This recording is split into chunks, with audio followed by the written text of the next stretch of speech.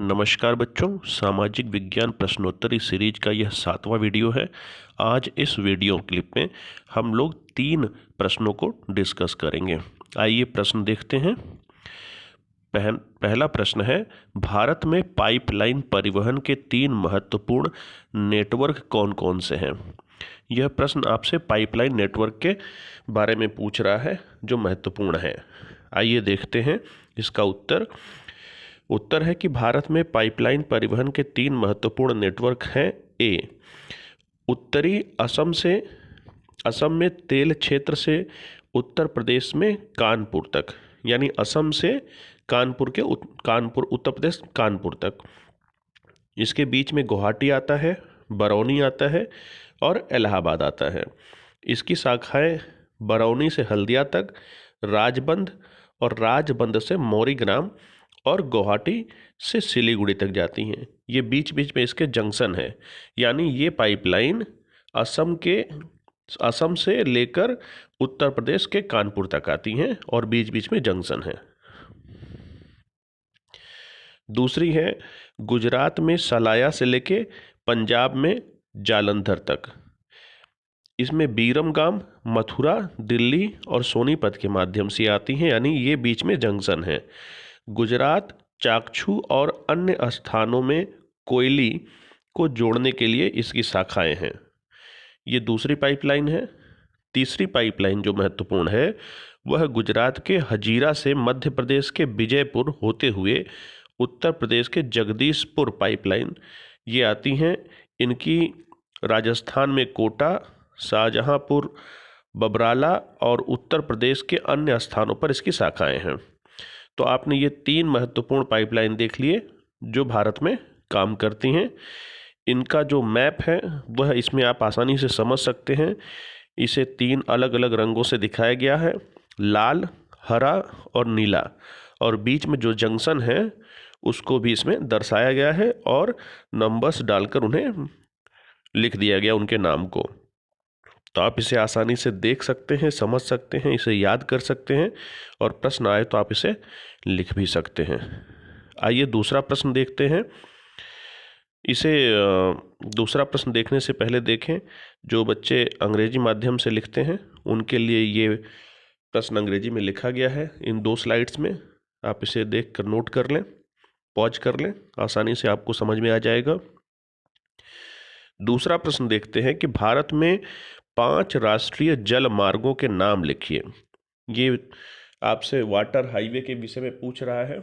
आइए इसका प्रश्न का उत्तर देखते हैं।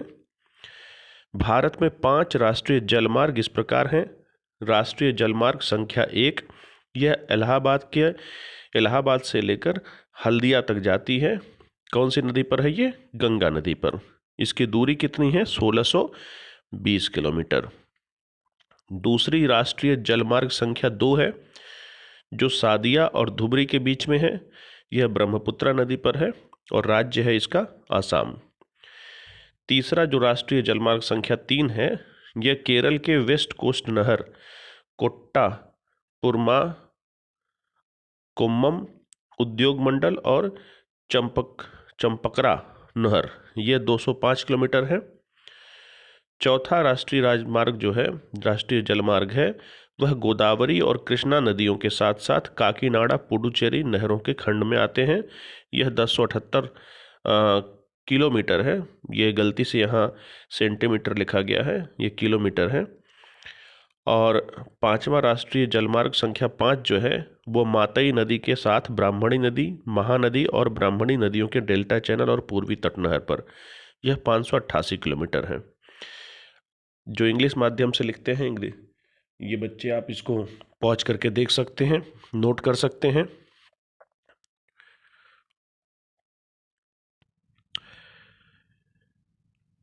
आप इसे नोट करते रहें पॉज करके। इसे आप यहाँ मैप में देख सकते हैं जो 3 जलमार्गों की चर्चा हुई है अभी। इस मैप में आपको 6 जलमार्ग दिखाई पड़ रहे हैं। हमने जो 3 जलमार्ग पढ़े वो जलमार्ग ये हैं, इलाहाबाद से लेकर हल्दिया तक, ये दूसरा जलमार्ग था, और ये तीसरा जलमार्ग यहाँ हमने पढ़ा इसको। बाकी जलमार्ग जो हैं वो अलग दिए गए हैं, आप इसे याद कर सकते हैं।